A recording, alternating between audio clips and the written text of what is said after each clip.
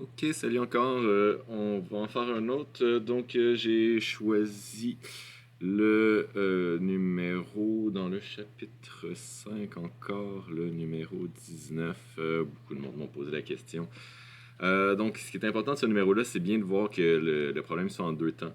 Il y a un premier temps que le problème il est relié à une pile. Donc, on va commencer par faire ce schéma-là. Euh, on aurait notre source de tension avec nos deux condensateurs en série. Quelque chose qui ressemblerait à ça.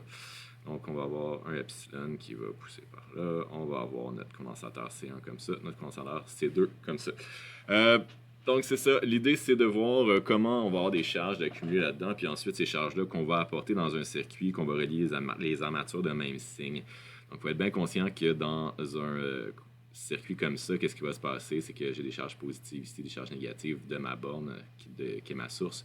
Ce qui va amener des charges positives sur le côté ici de ce condensateur et des charges négatives sur le côté ici de ce condensateur, comme ils sont en série.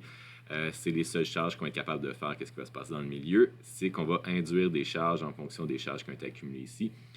Donc, je vous rappelle que les charges en série sont partout équivalentes au niveau des condensateurs. C'est ce qu'on va faire. On va calculer c'est quoi la capacité équivalente de ce circuit-là pour trouver c'est quoi la charge dans mon circuit au complet. Puis on va dire que c'est la charge qui est dans ce condensateur-là et dans ce condensateur-là. Bon, je sais que c'est pas la partie qui vous a causé des problèmes, donc on va le faire rapidement. On va commencer par trouver notre C équivalent qui est arrivé à 1 sur C1 plus 1 sur C2. Tout ça à la moins 1. Je vous laisse le pitonner. Moi, je suis arrivé à 1,3 périodique microfarad. Voilà pour la capacité équivalente, ou 1,3 fois 10 à la moins 6 si vous voulez travailler en notation scientifique. Voilà, si on veut avoir la capacité qu'il y a dans notre circuit au complet, donc dans tout ça, on va dire que Q va être égal à notre C équivalent fois delta V. Donc le delta V de la source qui est notre epsilon ici, qui est dans le problème 18 volts. Donc 18 volts fois ça, on arrive à 24 microcoulombs, ou 2,4 fois 10 à la moins 5 coulombs. C'est tout. Tout ce qu'on sait là-dedans, c'est que ça, c'est la charge totale de notre circuit. Plus... La charge totale qui va être égale aussi à la charge que dans mon condensateur Q1 et dans mon condensateur Q2. C'est ces charges-là. Donc, il y a 24 microcoulombs accumulés dans mon circuit au complet. Ça veut aussi dire qu'il y a 24 microcoulombs d'accumulés dans ce condensateur-là et 24 microcoulombs d'accumulés dans ce condensateur-là aussi.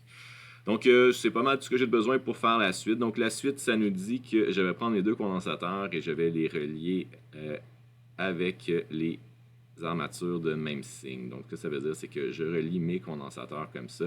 Et il faut absolument que la borne positive ici du condensateur 1 soit reliée à la borne positive du condensateur C2. Et que les bornes négatives vont se relier ensemble. Donc, il n'y a plus de piles. Mon nouveau circuit, ça se trouve être ça. Il faut un petit peu oublier le premier circuit.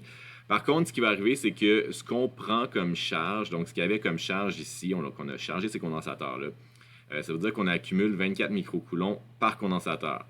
Ce 24 microcoulombs-là, on l'amène dans ce circuit-là à chaque condensateur. Donc, si vous regardez, ça, c'est la valeur des charges positives, dans le fond, qu'on avait ici et ici.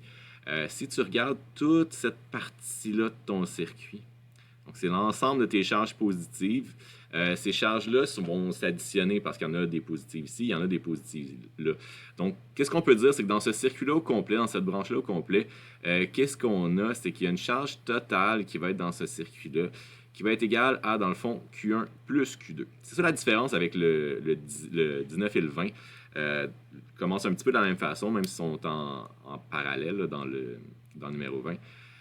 Dans le numéro 20, ce qu'on va faire, c'est que, je le ferai probablement pas, là, mais c'est que là, on va avoir des plus puis des moins. Donc, au bout de la ligne, ça va s'annuler. Donc, il va falloir soustraire les charges les plus nombreuses aux charges les plus faibles. Et puis, le reste de la démarche est exactement la même. Donc, ce qu'on va avoir, c'est la charge totale qui est dans notre circuit ici, qui va être égale à Q1 plus Q2, donc 2 fois le 24 microcoulombs, donc 48 microcoulombs. De ça, on peut aussi déduire que, dans le fond, la charge Q1, ça, je vais en avoir besoin dans quelques minutes, va être égale à, disons, 48 microcoulombs moins Q2. Donc ça, je prédis un petit peu ce qui s'en vient. Là. Dans le fond, c'est juste cette équation-là que j'ai remis un petit peu à côté. Donc, ceci étant dit, l'important dans un circuit comme ça, c'est aussi de se rappeler nos lois de Kirchhoff. Donc, je sais qu'on n'a pas fait les lois de Kirchhoff dans le chapitre 6 encore, mais encore une fois, j'ai répété ça plusieurs fois depuis le début de la session. Là. Essayez pas de voir vos chapitres de façon séparée. Un circuit, c'est un circuit, peu importe qu'est-ce qu'il y a dedans. Là. Donc, mettons que je pars du point en bas ici. J'ai une certaine différence de potentiel qui va être créée par mon condensateur ici et une autre différence de potentiel qui va être créée par mon condensateur ici. Donc, si je regarde le sens de la flèche ici, elle est par là, donc du moins vers le plus.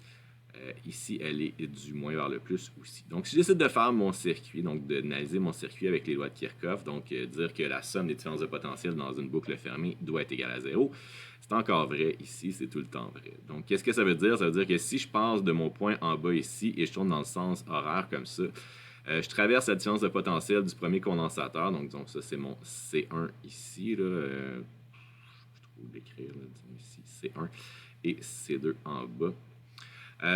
La différence de potentiel du condensateur C1 et la différence de potentiel du condensateur C2 en respectant le sens des flèches doivent s'annuler pour revenir au même potentiel ici. Donc la différence entre ce point-là et ce point-là, il faut qu'elle soit nulle. Donc si je fais le tour de ça, ça a l'air de quoi? Mais ça a l'air de la différence de potentiel du point du condensateur C1. Je le traverse parce que je fais le tour comme ça, donc je le traverse dans le sens contraire à la flèche, donc ça va être moins delta V1. Et ensuite, je traverse dans le sens de la flèche, donc plus delta V2. Et je retourne au même point de départ. Donc tout ça, il faut que ça soit égal à 0. Donc ça implique qu'il faut absolument qu'une fois que ça soit équilibré, que le delta V1 soit égal au delta V2. Donc on a toutes ces charges-là d'accumuler dans notre circuit. Et ce que ça va faire, c'est que ça va se rebalancer jusqu'à temps que ma loi de Kirchhoff soit respectée. Donc que la différence de potentiel de mes deux capacités soit égale. C'est pas plus compliqué que ça. Une fois qu'on a ça, il faut se rappeler de notre Q est égal à C fois delta V. Si je remplace delta V là-dedans, ça fait Q sur C. Donc, je vais avoir mon expression ici qui va devenir Q1 sur V1, bon, delta V1, qui va être égal à Q2 sur delta V2. Donc, on a dit que c'est deux... n'importe quoi, excusez-moi.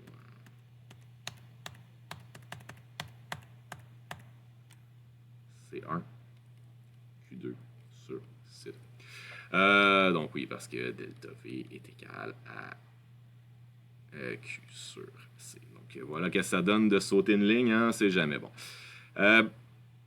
Donc voilà, écoutez, une fois qu'on a ça, tout ce qu'on a à faire, c'est on a deux équations, deux inconnues. Donc on a une équation ici et une deuxième équation ici. Si je peux faire une boîte autour de l'objet à la place, ça serait plus cute.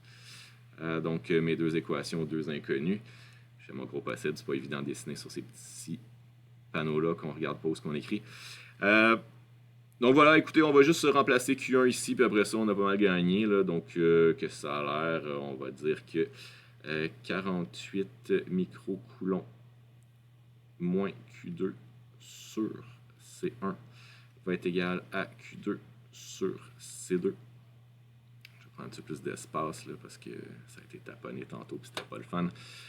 Donc, ce que je vais faire, c'est que je vais faire mon croisé là, pour me débarrasser de mes trucs. Donc, je vais avoir 48 microcoulomb fois C2 moins Q2 fois C2 qui va être égal à Q2 fois C1.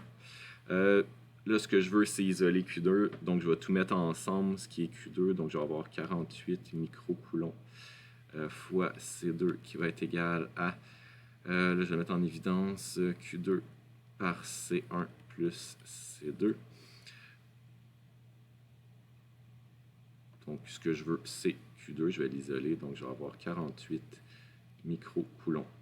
Je vais le mettre en parenthèse, ça va être plus beau à calculer, donc C2 plus C sur C1 plus C2 qui est égal à mon Q2.